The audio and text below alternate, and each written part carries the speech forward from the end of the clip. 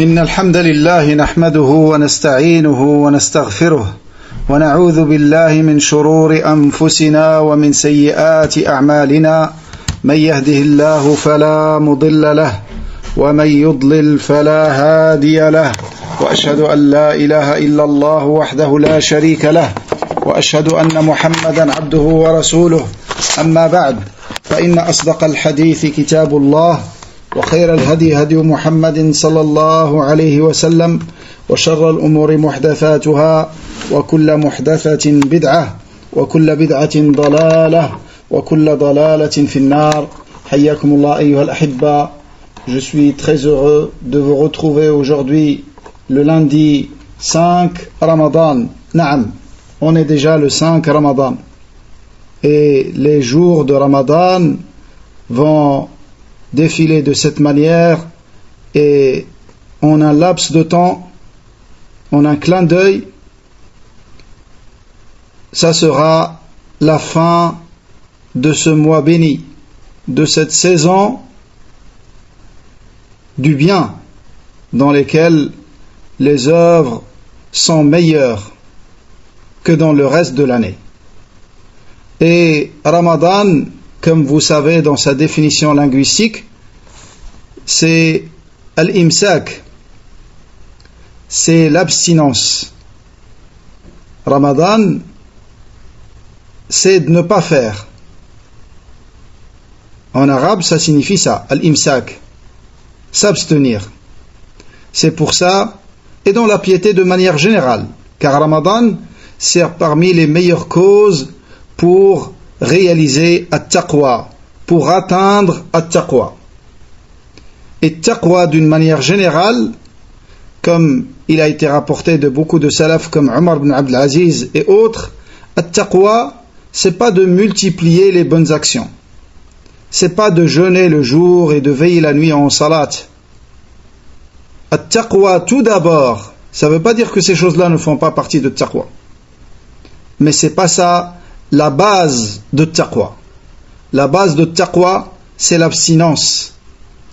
C'est le délaissement de tout ce que Allah subhanahu wa ta'ala t'a interdit. C'est pour ça, ça doit être ça la priorité du croyant dans ce mois béni, de s'éloigner de tous les péchés et de tous les interdits, et même des choses détestables.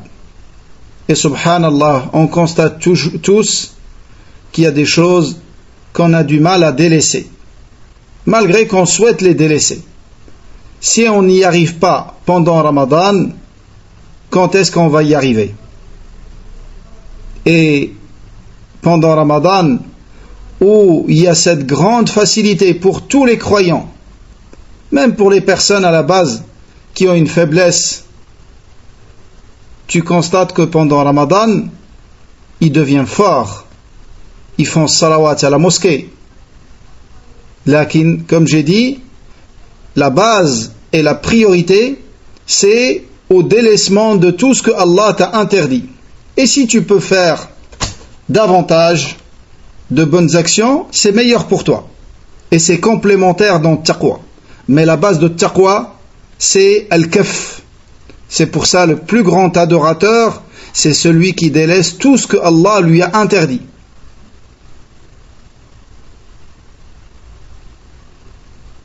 Et ce mois de Ramadan est une occasion où on a énormément de facilité avec tous ces shayatines, surtout les plus virulents parmi eux, qui sont enchaînés, où le mal diminue, les portes du paradis sont ouvertes, les portes de l'enfer sont fermées, la miséricorde d'Allah subhanahu wa ta'ala descend en abondance sur ses serviteurs, ainsi que ses grâces et ses bienfaits. On doit tous saisir cette occasion, cette opportunité, peut-être qu'il ne reviendra jamais. Peut-être qu'elle ne reviendra jamais. Car les occasions, quand on les rate, en général, elles ne reviennent jamais. Et les opportunités du bien passent très rapidement. Regardez déjà, on a l'impression qu'ils nous ont annoncé hier Ramadan, aujourd'hui on est dans la 5e journée, et cette nuit nous allons faire la 6e nuit de Tarawih, Inch'Allah. Qu'Allah prolonge notre vie à tous dans son obéissance, qu'Allah nous facilite le bien et nous éloigne de tout ce qu'il a interdit, même les choses détestables. Qu'Allah nous le facilite à tous et nous comble avec son bienfait en acceptant de nous ce qu'il nous a permis et ce qu'il nous permet dans ce mois et dans toute notre vie jusqu'à le rencontrer, subhanahu wa ta'ala, sur l'unicité pure et l'attachement à la sunna de notre prophète Muhammad sallallahu alayhi wa sallam. Aujourd'hui, mes très chers frères et sœurs, nous allons poursuivre avec la biographie de Omar ibn al-Khattab radiyallahu anhu, qu'on avait déjà commencé hier.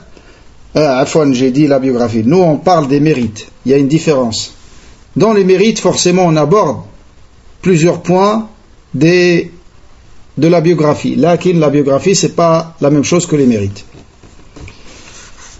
Donc, parmi ces mérites qui ont été rapportés de l'émir des croyants, Al-Farouq, celui qui a été une distinction entre le bien et le mal, Al-Farouq radiyallahu anhu, Abu Hafs Omar ibn al-Khattab radiyallahu anhu, parmi ce qui a été rapporté dans ses mérites, d'une manière authentique toujours, selon Ibn Umar, son fils, il a dit, le messager d'Allah alayhi salatu wassalam a dit, Inna Allah azza wa jal ja'ala al-haqqa ala qalbi Umara wa lisanihi. Allah subhanahu wa ta'ala a fait que la vérité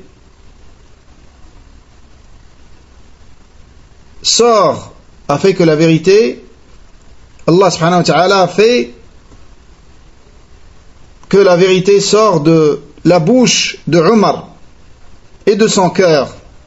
Il a placé la vérité dans son cœur et sur sa langue.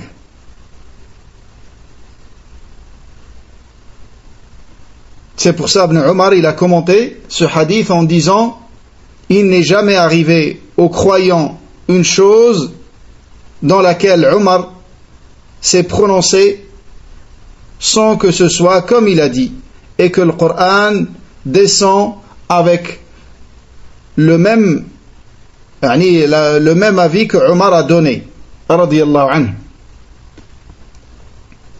Et ça, c'était d'une manière générale, c'était comme ça. Comme on a vu, il peut y avoir quelques exceptions, mais d'une manière générale, radiyallahu anhu, c'était un mulham, il était inspiré. Allah subhanahu wa ta'ala a fait que quand il parle avec la vérité. Radiyallahu anhu arda. Selon Hudayf ibn al-Harith, un jour il est passé devant Omar ibn al-Khattab et Omar a dit, quel bon garçon Hudayf. Et Hudayf c'est un tabi'i, c'est pas un sahabi. Ensuite Abu Dharr, qui est un compagnon, a rencontré Hudayf. Il lui a dit, demande pardon à Allah subhanahu wa ta'ala en ma faveur. Demande à Allah de me pardonner. Il lui a dit, t'es le compagnon du prophète alayhi salatu wassalam, c'est toi qui es plus à même d'invoquer Allah pour qu'il me pardonne. Il a dit, j'ai entendu Omar ibn al-Khattab dire, quel bon garçon Hudayf. Et le prophète alayhi salatu wassalam a dit que la vérité sort de la bouche de Omar et de son cœur. Allahu Akbar. Et Abu Dharr, c'est pas seulement un compagnon, c'est un grand compagnon, c'est parmi les premiers dans l'islam. Il est de la tribu de Ghifar. Abu Dharr al-Ghifari. Il est venu à la Mecque avant que le Nabi alayhi salam ne commence à propager ouvertement sa da'wa, et il est resté plusieurs jours à surveiller en espérant rencontrer le prophète alayhi salam, car il a entendu parler d'un messager qui est sorti à Mecca, mais il ne pouvait pas chercher clairement et ouvertement par crainte de représailles de la part des mouchrikines, car il faisait du mal à toute personne qui cherche à rentrer en contact avec le messager d'Allah alayhi salatu wassalam. Et lui, il est resté presque 13 jours à Mecca, dans lesquels il ne buvait que l'eau de Zamzam. Il a dit, j'ai eu des plis au niveau du ventre. Yani, il a pris du poids, rien qu'avec l'eau de Zamzam. Le Nabi alayhi sallam, il dit, Zamzam, ta'amu tu'min, wa shifa'u suqm. Zamzam, c'est une nourriture et un remède.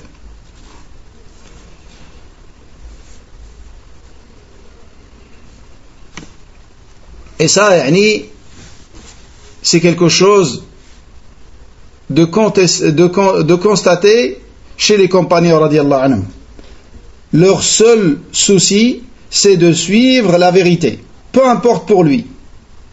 Même s'il revient à un tabi'i, alors que lui c'est un compagnon, il ne dit pas non, moi je suis à un degré supérieur, pourquoi je lui demande? Leur quête, c'était la vérité et le bien partout qu'il soit, radiyallahu anhum.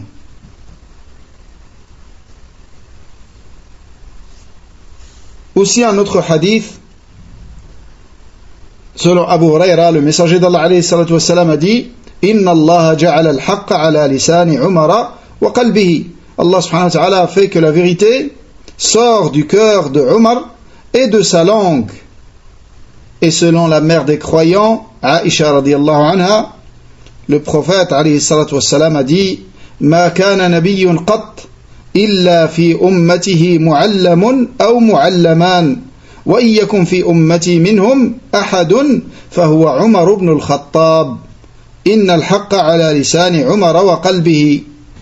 Donc selon Aisha radiyallahu anha, le Nabi alayhi sallam a dit, dans chaque communauté,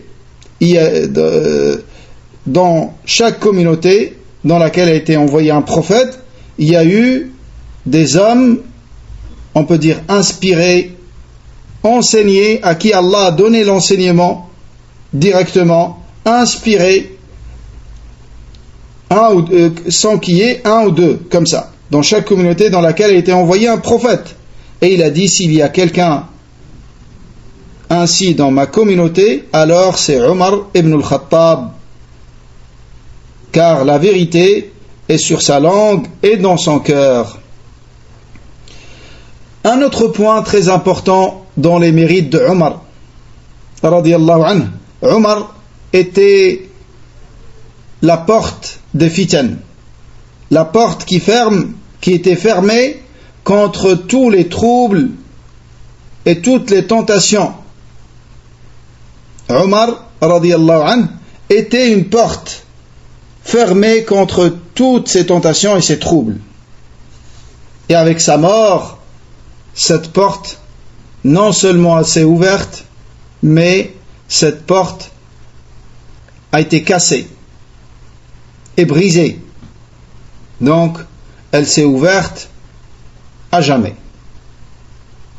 Et il n'y a plus possibilité de la refermer. Donc, il a été rapporté selon Hudhayfa ibn al-Yaman, radiyallahu anhu, il a dit un jour on était auprès de Omar, radiyallahu anhu, et il a dit, qui d'entre vous mémorise un hadith du messager d'Allah alayhi salatu wassalam au sujet des tentations et des troubles? Hudhayfa a dit moi. Omar lui a dit, t'es audacieux, t'es courageux. Il a dit, dis alors. Il a dit, j'ai entendu le messager d'Allah alayhi salatu wassalam dire, la tentation de l'homme dans sa famille et dans ses biens et dans sa personne et ses enfants et son voisin est expié par le jeûne, la salat, l'aumône, l'ordre du convenable et l'interdiction du blâmable. Donc, la tentation qui met l'homme à l'épreuve à travers ces choses-là, à travers sa personne, à travers sa famille, ses enfants, nos biens, tout ça c'est une épreuve pour nous, c'est un test. Est-ce qu'on va, si on prend un exemple par rapport à nos enfants, est-ce qu'on va s'occuper de nos enfants et les élever dans la conformité à la sunna, aux enseignements de l'islam, ou parce qu'on veut l'argent, on va fermer les yeux sur leur éducation religieuse, et puis on va accepter certaines choses, et on va faire des compromis, tout ça pour un salaire, pour un travail, où la priorité pour nous, ça sera cette amana qui nous a été confiée, nos enfants. Et tu peux dire de même pour le reste. Donc ça, ce sont des épreuves pour le croyant. Mais cette épreuve-là, elle est expiée par les adorations. Les adorations sont une expiation des négligences qui puisse y avoir. La perfection appartient à Allah subhanahu wa ta'ala. Quand bien même tu es attaché à la bonne éducation de tes enfants, forcément il va y avoir des failles, il va y avoir des erreurs, il va y avoir des choses de ce genre. Donc tout ça est expié par les nombreuses adorations, telles que salat, telles que le jeûne, l'ordre du convenable, l'interdiction du blâmable. Omar radiyallahu anhu lui a dit: c'est pas à ce sujet que je t'interroge. Omar radiyallahu anhu lui a dit: c'est pas à ce sujet-là que je t'interroge. Je t'interroge au sujet de l'fitna qui vallonne et qui emporte violemment comme les vagues de la mer. Il a dit: c'est pas cette fitna-là, ça c'est une petite fitna. Je t'interroge au sujet de la grande fitna qui est semblable à des vagues de la mer qui emportent violemment les gens. Hudhayfa lui a dit: pourquoi tu demandes au sujet de cette fitna? Tu n'as rien à voir avec cette fitna. Il voulait lui dire: elle ne te touchera pas. Il lui a dit: ô émir des croyants, il y a entre toi et cette fitna une porte fermée. Omar lui a dit: est-ce que cette porte sera cassée ou ouverte? Il lui a dit: cassée. Omar a dit: donc elle ne sera plus jamais refermée. Regardez la compréhension. Ensuite, Hudhayfa radiyallahu anhu, il a été interrogé par les autres: est-ce que Omar savait qui était cette porte? Il disait oui, mais ils n'ont pas osé lui poser la question. Par respect, ils n'ont pas osé lui poser la question qui est cet homme qui représente cette porte fermée contre les fitan. Jusqu'à ce que Masrouq, un de ses élèves, un tabi'i, ils lui ont demandé de lui poser la question. Et effectivement, il lui a posé la question. Il a dit: la porte c'est Omar radiyallahu anhu. Donc avec la mort de Omar radiyallahu anhu, la porte de l'fitan s'est ouverte contre cette communauté. Wallah al-musta'an. Et c'est pour ça, après lui, il y a eu le premier assassinat d'un calife musulman par le Khawarij, Uthman radiyallahu anhu. Omar radiyallahu anhu avait très peur de ce qu'il a vécu après la mort du prophète alayhi salatu wassalam. Il avait très peur de sa vie après la mort du prophète alayhi salatu wassalam. Il a été rapporté de Abu Burda, selon son père Abu Musa al-Ash'ari. Abu Musa al-Ash'ari est un compagnon. Et Abu Burda aussi. Wallahu a'lam. J'ai un doute, lakin Wallahu a'lam, c'est un sahabi aussi.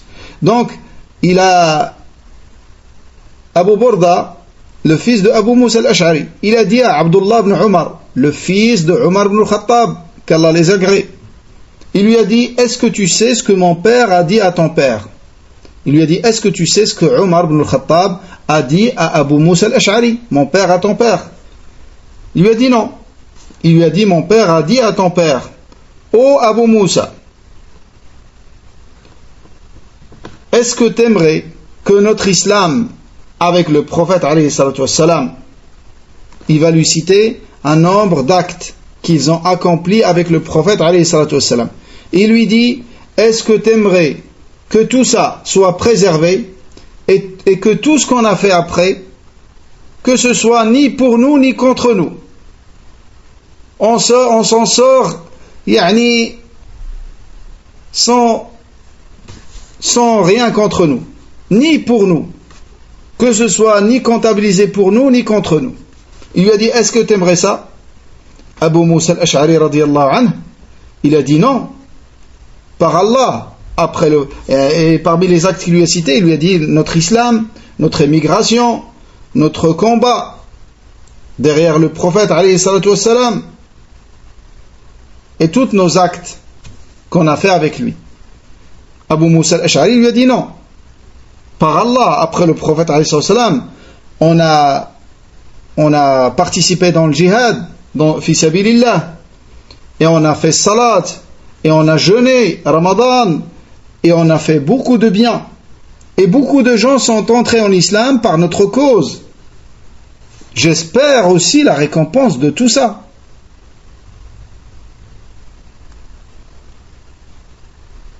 Ensuite Omar lui a dit, par contre moi j'aimerais juste que ce que j'ai fait avec le prophète alayhi salam me soit préservé et non pas taché par ce qui s'est passé par la suite après sa mort. Donc il fait la différence entre la phase avec le Nabi alayhi salam et la phase après le Nabi alayhi salam, et ça démontre une compréhension profonde de la part du guide des croyants Omar ibn al-Khattab. Quand Abdullah ibn Omar il a dit ça à Abu Burda a dit, ton père était meilleur que mon père. Ton père était meilleur que mon père. C'est-à-dire Omar était meilleur que Abu Moussa al-Ash'ari radiyallahu anhuma dans cette compréhension profonde et minutieuse. Ce qui s'est passé après, c'est pas comme ce qui s'est passé avec le Nabi alayhi salam. Avec le Nabi alayhi salam, il y avait beaucoup de sincérité, il y avait très peu de dunya. Alors qu'après le Nabi alayhi salam, l'islam a dominé la quasi-totalité de la terre, et ils ont conquis énormément de pays, ils ont eu énormément de richesses, et de dunya s'est ouverte pour les compagnons radiallahu anhum. Donc ça c'est plus risqué que comme c'était avec le Nabi alayhi salatu wassalam.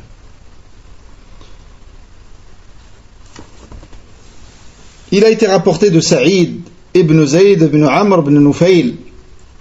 Zayd ibn Amr ibn Nufayl, c'est un de ceux qui étaient à Mecca et qui étaient sur le monothéisme avant l'envoi du prophète alayhi salatu wassalam. C'était une communauté à lui seul. Il a cherché à être sur la religion de Ibrahim alayhi salam. Il était sur Tawhid. Le Nabi alayhi salam a dit de lui que c'est une communauté à lui seul. Il adorait Allah avec des adorations qu'il avait trouvées, ou là, des choses comme ça. En tout cas, il n'était pas dans le shirk de Quraysh. Il était sur Tawhid. Il méditait beaucoup sur la création d'Allah subhanahu wa ta'ala. Il croyait en Allah subhanahu wa ta'ala et en son unicité. Donc cet homme-là sera ressuscité le jour du jugement dernier, une communauté à lui seul.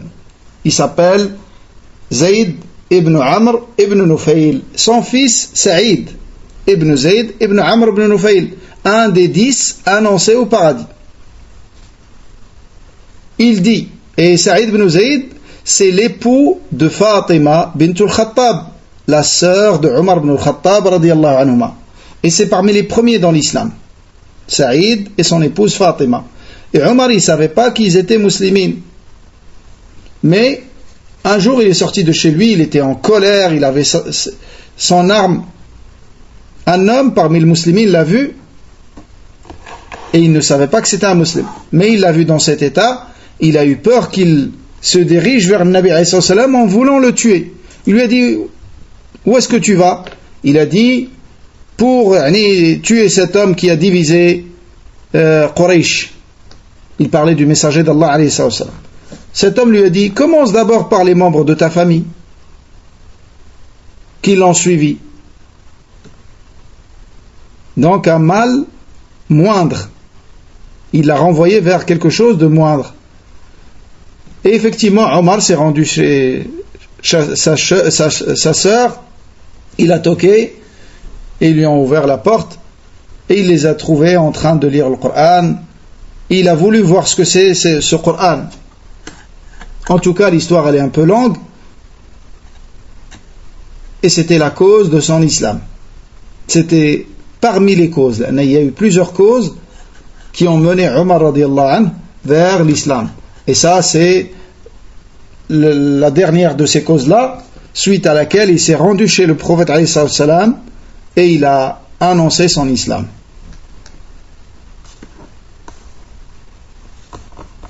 Donc, Saïd ibn Zayd, il dit, radiallahu anhu, il disait, quand il est parti s'installer dans la ville de Koufa, en Irak, il disait dans la mosquée, par Allah, Omar me ligotait avant qu'il ne devienne musulman. Et il a dit, et si la montagne de Uhud devait s'écrouler suite à ce que vous avez fait à Uthman ibn Affan, elle peut s'écrouler. C'est tellement grave ce que vous avez fait à Uthman ibn Affan radiallahu anhu. C'est ce qu'il veut dire. Le sens c'est ça. Ils l'ont tué radiallahu anhu en plein récitation du Coran, en état du jeûne, radiallahu anhu warda, martyr fi sabilillah.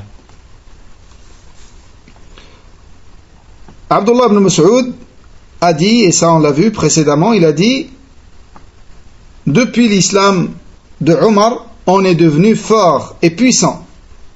Et avant, les musulmans, ils n'osaient pas montrer leur adoration d'Allah subhanahu wa ta'ala. Encore moins de venir faire salat devant le Kaaba. Mais depuis que Omar est entré en islam, ils ont pu le faire. Abu Uthman a rapporté que Abdullah ibn Omar, quand on lui disait qu'il a émigré avant son père, il se mettait en colère, car c'est pas vrai. Il n'a pas émigré avant son père, Omar ibn al-Khattab.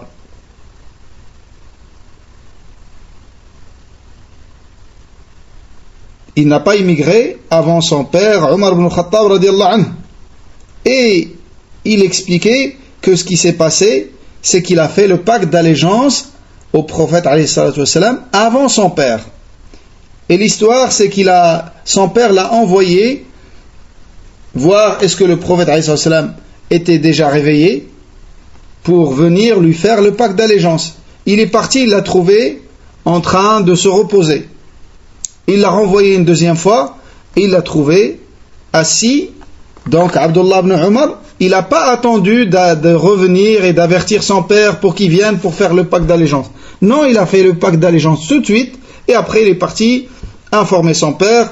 Et puis son père est venu, il a fait le pacte d'allégeance au prophète alayhi salam, et Abdullah ibn Omar, il l'a fait une deuxième fois. Regardez l'adab et la sagesse. Donc Abdullah ibn Omar, il s'est empressé vers le bien. Pourquoi retarder son pacte d'allégeance au prophète alayhi salam? Il ne sait pas ce qui peut se passer. Et aussi parce que de retarder cela n'a aucun intérêt pour son père. Ça ne va rien changer pour son père. C'est pour ça qu'il l'a fait de suite et il a averti son père et après il l'a fait une deuxième fois par respect à son père. Il l'a fait après lui. Donc lui, ce qu'il a fait, c'est le pacte d'allégeance avant son père, mais pas le hijra. Les hijra, ils ont émigré ensemble. Ils ont émigré ensemble. Hudayfa ibn al-Yaman, il rapporte qu'un jour, ils ont demandé à Omar de faire salat sur une janaza, sur un mort. Et Omar est sorti pour faire salat sur cette janaza. Hudayfa, radiallahu anhu, il l'a interpellé, il lui a dit, ne le fais pas, car c'est un hypocrite. Omar lui a dit, je te demande par Allah, dis-moi, est-ce que moi je fais partie des hypocrites? Il a dit non, et je n'innocenterai personne après toi. Regardez ces hommes, c'est incroyable. Si c'est pas rapporté authentiquement, peut-être on n'arriverait pas à le croire. Un homme comme Omar dans l'islam, il a peur de l'hypocrisie, et c'est réel. C'est pas pour faire style, comprenez ça, c'est réel. Et on va comprendre pourquoi le croyant, quand sa foi augmente, quand ses œuvres se multiplient dans l'islam, il arrive à un état comme celui-là. Et on va le comprendre, wallah alam, vers la fin de ce cours, incha'Allah.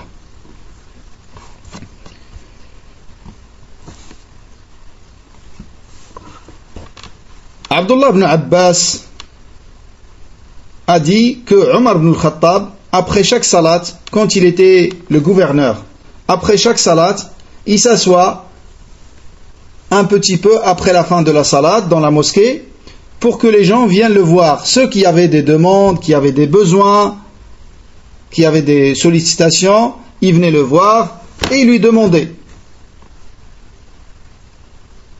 Et s'il n'y avait personne qui lui demande, il rentre chez lui. Ensuite, il a fait un certain nombre de salawats d'affilée, après lesquels il ne restait pas dans la mosquée comme son habitude. Ibn Abbas a cru qu'il était malade ou qu'il avait quelque chose.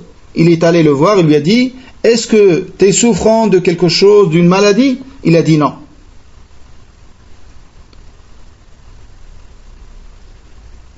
Et ensuite, Uthman ibn Affan est venu chez Omar ibn al-Khattab radiyallahu anhu. Omar lui a dit à lui ainsi qu'à Abdullah ibn Abbas, il les a emmenés dans un endroit où il y avait beaucoup d'argent et beaucoup de biens. Et c'était réparti en deux parties. Il a dit à chacun, prends ce que tu veux de cet argent et de ces biens, et les choses dont on n'a pas besoin, laisse-les. Uthman, il a pris un peu comme ça, et après est venu Abdullah ibn Abbas dans la deuxième partie qui lui était réservée. Il s'est agenouillé et il a tout pris. Il a dit à Omar ibn al-Khattab, s'il me manque quelque chose, je vais te demander. Et pourquoi il les a spécifiés avec ça? Car ils avaient des familles très très nombreuses. Radiyallahu anhuma. Et quand il lui a dit, s'il me manque quelque chose, je viendrai te le réclamer, Omar ibn al-Khattab a dit à Abdullah ibn Abbas, هذه شنشنة من أخشن. C'est comme ça que c'est rapporté dans l'ahadith. Malgré que les savants de la langue arabe, ce qu'ils rapportent des arabes, c'est pas shinshinatun min akhshan, mais shinshinatun min akhzam. Un homme, c'est le prénom d'un homme.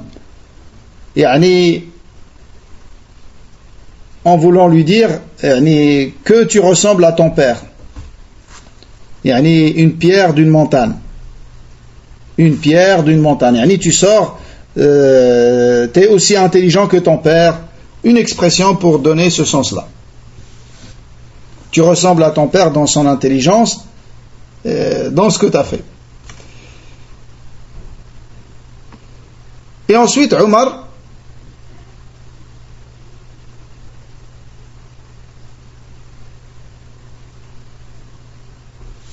a dit à Abdullah ibn Abbas, si cette richesse était donnée au prophète alayhi salatu wassalam, avant, il lui a dit, quand le prophète alayhi salatu wassalam, ses compagnons, ils mangeaient très peu, ils se contentaient de très peu, ils étaient dans une pauvreté extrême, est-ce que ces biens étaient déjà en la possession d'Allah subhanahu wa ta'ala, en la possession d'Allah subhanahu wa ta'ala?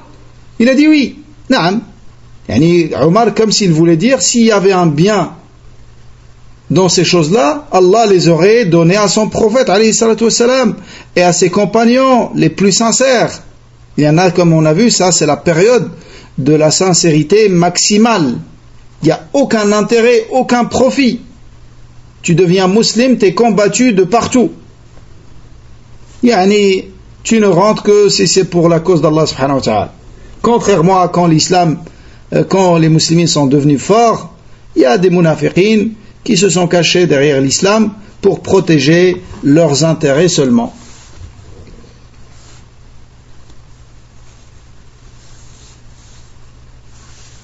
Mais Abdullah ibn Abbas a rétorqué. Abdullah ibn Abbas est un savant, malgré son jeune âge. C'est pour ça Omar radiallahu anhu l'aimait énormément et le rapprochait de lui, et il le faisait entrer avec lui dans les assises des grands. Et ça se faisait pas chez les Arabes. On ne ramène pas un enfant dans une assise où il y a les dignitaires, les grands des tribus. Lakin, ceux qui pouvaient faire cette exception, c'est les enfants qui sont comme les grands, voire meilleurs. Et Abdullah ibn Abbas était ainsi.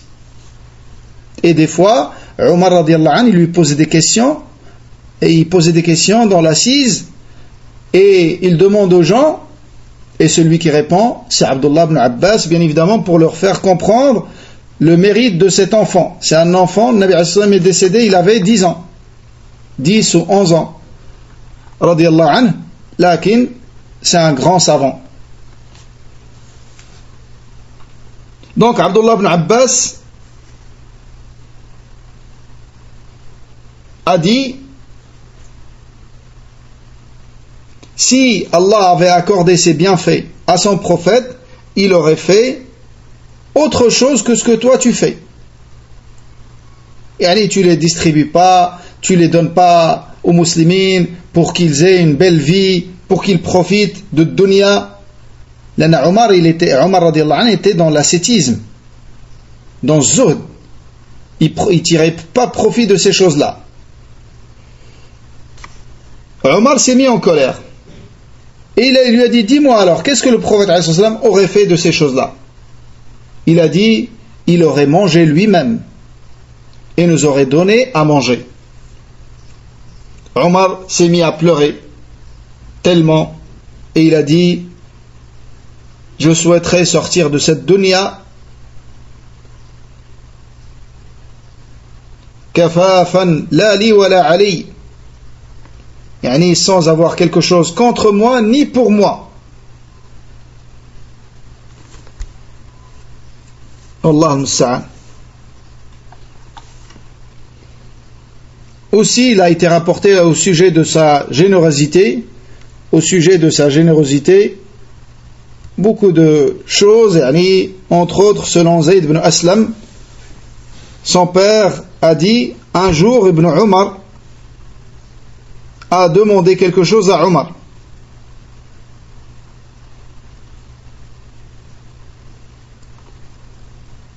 Un jour, Zayd ibn Aslam, il rapporte de son père que Abdullah ibn Omar a interrogé Aslam.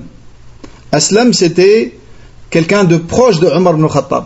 C'est pour ça Abdullah ibn Omar, il l'a interrogé au sujet de son père. Il lui a dit, dis-moi quelque chose au sujet de mon père. Il lui a dit, je n'ai pas vu un homme aussi généreux que après le prophète alayhi salatu wassalam comme Omar ibn Khattab. Donc Omar ibn Khattab était un homme extrêmement généreux, radiyallahu anhu. Et ceci n'est pas étonnant, car les compagnons, radiyallahu anhum, suivaient le prophète, alayhi salatu wassalam.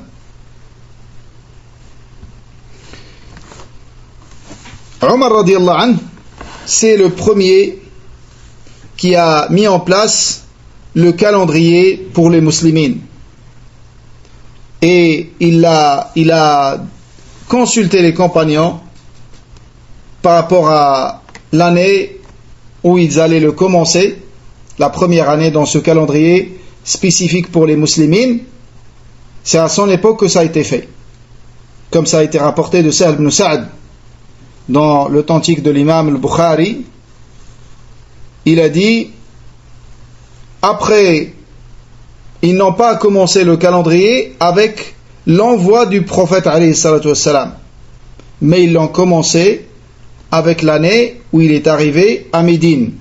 Et par rapport à ça, ça a été rapporté selon Saïd ibn al-Musayyib que Omar, un jour, a réuni les gens, les compagnons, les savants.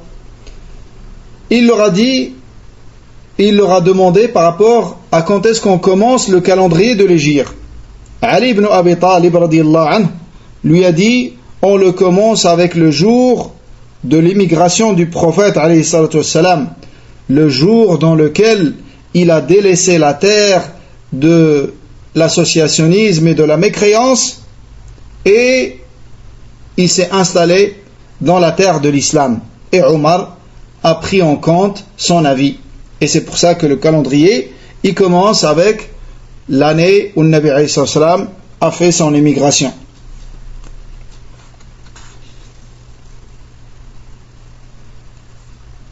Et regardez l'importance de cet événement pour les Sahaba radiyallahu anhum. Le fait d'avoir quitté la terre de mécréance vers la terre de l'islam. C'est un changement dans l'histoire des musulmans et de l'islam. C'est une nouvelle ère qui commence. Et ça, c'est valable pour chacun d'entre nous. J'ai eu les témoignages de plusieurs personnes qui ont fait l'immigration. Ça a été un changement radical dans leur vie, dans leur foi, et ils ont réalisé des choses qu'ils ne constataient pas auparavant, quand ils étaient dans les terres de mécréance. Et beaucoup disent que, comme si on était endormi, et on ne le réalisait pas. Dans nos adorations, avec nos familles, comme si on était endormi, et comme si on s'est réveillé avec le hijra. Le hijra, c'est une ni'ma immense. Je demande à Allah subhanahu wa ta'ala de la permettre à tout musulman et à tout musulman et de quitter les kuffars et les terres de kufr vers les terres de l'islam. Omar radiyallahu anhu a souhaité mourir martyr à Médine. Il a dit Allahumma arzuqni shahadatan fi sabil, qu'Allah accorde-moi le martyr dans ton sentier et une mort dans le pays de ton messager. Waj'al mauti fi baladi rasulik. Ça a été rapporté par l'imam al-Bukhari aussi. Et effectivement, il est mort martyr, comme nous allons le voir, dans la ville du prophète alayhi salatu wassalam. Donc Omar est mort martyr radiyallahu anhu. On va aborder un dernier point dans ses mérites qui concernent son testament, sa mort et ceux à qui il a délégué la responsabilité après lui.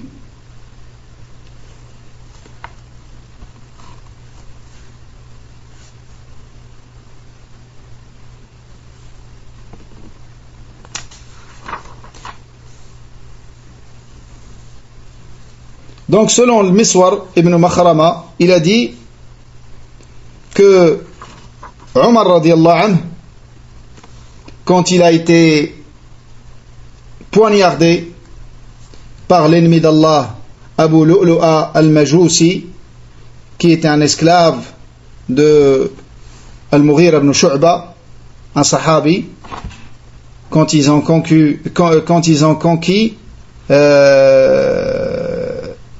l'empire perse, ils ont eu des esclaves, parmi eux il y avait cet homme-là. Et les musulmans avaient tué des membres de sa famille, donc il avait une haine contre Omar radiyallahu anhu. Et depuis qu'il est venu à Médine, il n'attendait que l'occasion pour le tuer. Et il préparait ce couteau, et il y a des anecdotes par rapport à cela, là qu'on va essayer de résumer, Inch'Allah ta'ala. Donc, ça a été rapporté quand Omar radiyallahu anhu a été poignardé, comme s'il avait un peu de peur suite à ce qui lui est arrivé. Abdullah ibn Abbas qui était présent, il lui a dit ô guide des croyants, et il lui a rappelé certains de ses mérites. Il lui a dit t'es le compagnon du messager d'Allah et t'étais un bon compagnon pour lui jusqu'à sa mort. Il est mort tout en étant satisfait de toi. Et t'étais le compagnon, car Omar radiallahu anhu, il a beaucoup soutenu Abu Bakr dans sa gouvernance. Il l'a beaucoup soutenu et assisté. Et Abu Bakr il revenait à Omar dans les décisions importantes. Et c'est pour ça, c'est lui qui l'a désigné comme calife. Abu Bakr a été choisi par les savants de Sahaba, pas à la manière des élections. Les spécialistes en islam, on n'a pas les élections de cette manière. Nous avons les hommes de science qui choisissent le gouverneur. Si on est dans un hôpital, on veut choisir le président, alors c'est les médecins qui vont le choisir.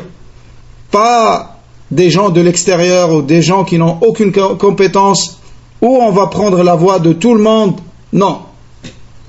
En islam, c'est comme ça. Donc, Abu Bakr a été choisi par les savants des compagnons. Omar a été désigné par Abu Bakr radiallahu anhu. Et Omar a choisi 6 hommes. Il n'a pas désigné une personne pour diriger après lui. Mais il a choisi 6 personnes afin que celui qui va gouverner après lui soit une de ces 6 personnes et qu'ils doivent se concerter entre eux sur son choix. Et il ne doit pas être quelqu'un en dehors de ces 6.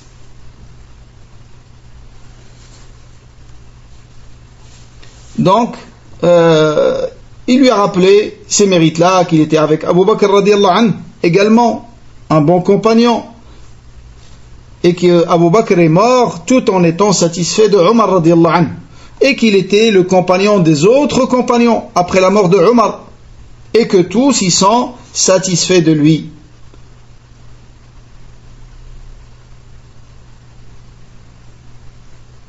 Omar a dit, quand Ibn Abbas lui a rappelé ses mérites, il lui a dit ce que tu as cité de ma compagnie avec le prophète alayhi salatu wassalam, ça c'est un pur bienfait d'Allah sur moi. Et ce que tu as dit de ma compagnie avec Abu Bakr, c'est un pur bienfait d'Allah sur moi. Et ce que tu as vu de ma peur, c'est pas par rapport à ma personne, c'est par rapport à toi et à tes compagnons, c'est-à-dire une peur pour les musulmans après lui. Il avait peur qu'ils se divisent et qu'ils se déchirent, radiyallahu anhu wa ardah. Et il a dit par rapport à sa personne, pour faire face à ses mérites qui ont été cités, à ses éloges qui lui ont été dits, il a dit j'aimerais, si j'avais toutes ces montagnes, toutes les montagnes de la terre, en or, je les aurais données pour me racheter du châtiment d'Allah subhanahu wa ta'ala, avant de le rencontrer.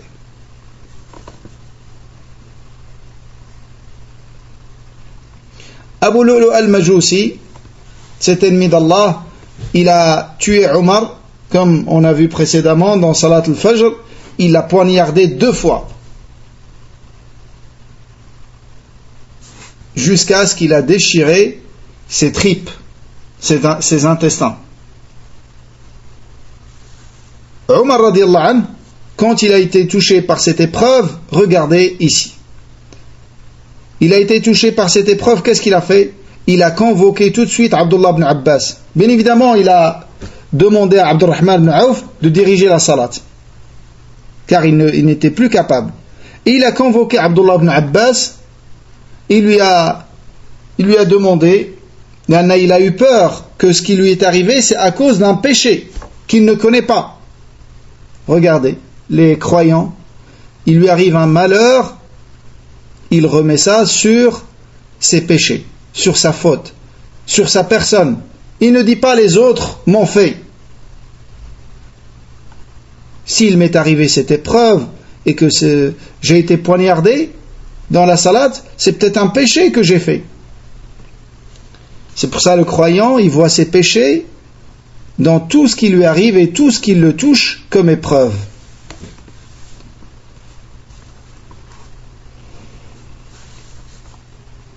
Comme Allah Azza wa Jalla dit وَمَا أَصَابَكُم مِّن مُّصِيبَةٍ فَبِمَا كَسَبَتْ أَيْدِيكُم.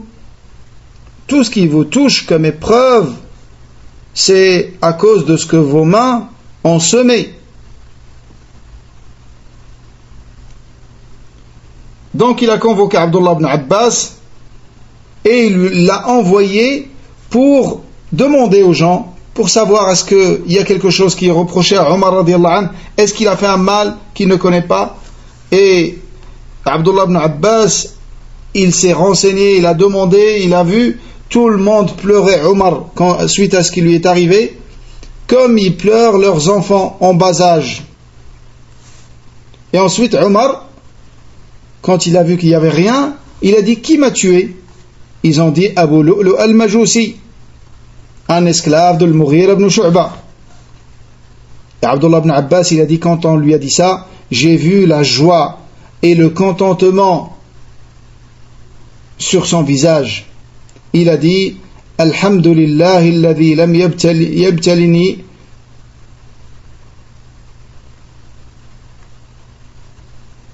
Alhamdulillah alladhi lam yabtalini ahadun yuhajjuni biqawli la ilaha illallah. Il a dit Alhamdulillah que celui qui a commis ça, c'est pas quelqu'un qui dit la ilaha illallah.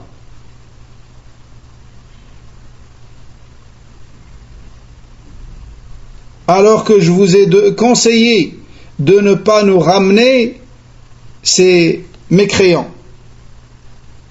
Mais vous avez pas écouté mon conseil. Et ensuite il a dit: convoquez-moi mes frères. Ils ont dit qui? Et il a cité 6: Uthman, Ali, Talha, Az-Zubayr, Abdurrahman ibn Auf, wa Sa'd ibn Abi Waqqas. Wa Sa'd ibn Abi Waqqas, donc les 6. Et les 6 sont tous annoncés au paradis. Ils font partie des 10. Ils font partie des 10. Donc ils étaient convoqués, ces 6, parmi les Sahaba. Il a dit: pour moi, vous êtes les meilleurs des gens. Il y en a les meilleurs des Sahaba, c'est les 10 annoncés au paradis, d'une manière absolue. Abu Bakr dans l'ordre. Abu Bakr, Omar, Uthman, Ali. Et après, il n'y a pas d'ordre entre les autres. Mais ils sont tous meilleurs que le reste des compagnons radiallahu anhum. Donc, ils lui ont convoqué les 6 et il a dit qu'ils sont les meilleurs des gens et que je veux que vous vous concertez entre vous et que vous choisissez un pour me succéder. Et il les a mis en garde contre la divergence entre eux et la division. Et quand Abdullah ibn Abbas, il a dit: quand je l'ai entendu mettre en garde contre la divergence dans l'opinion, j'ai su que ça allait arriver. J'ai su que ça allait arriver. Effectivement, ces 6 compagnons se sont concertés et Abdurrahman ibn Auf, il leur a dit: écoutez, moi je ne souhaite pas succéder, je ne souhaite pas prendre cette responsabilité. Moi je sors des 6, lakin donnez-moi la possibilité que ce soit moi qui va choisir celui qui va gouverner. Mais je ne veux pas gouverner. Et Omar radiallahu anhu, il leur a demandé de se concerter entre eux, mais de consulter aussi les émigrés et les ansars et les soldats des muslimines qui étaient présents. Il a cité ces 3. Après sa mort, ou juste avant sa mort, il a demandé à ce qu'on lui ramène un verre de lait. Il l'a bu, et le lait est sorti de ses intestins, de son ventre. Il a su qu'il était mourant. Yani qu'ils étaient déchirés. Il a su qu'il allait mourir. Radiyallahu anhu wa ardah.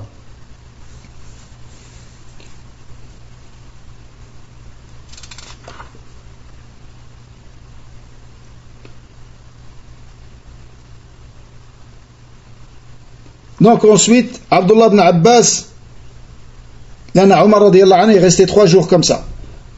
Il est mort le 3e jour après avoir été poignardé.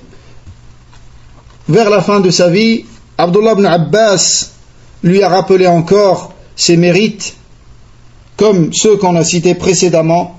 Et quand il les a cités, Omar radiyallahu anhu, il lui a dit: celui qui est leurré, c'est seulement celui qui est leurré qui va écouter ces choses-là et qui va être trompé par ces choses-là. Et il a dit à Abdullah ibn Abbas: est-ce que tu témoigneras devant Allah avec ce que tu as dit? Il a dit oui.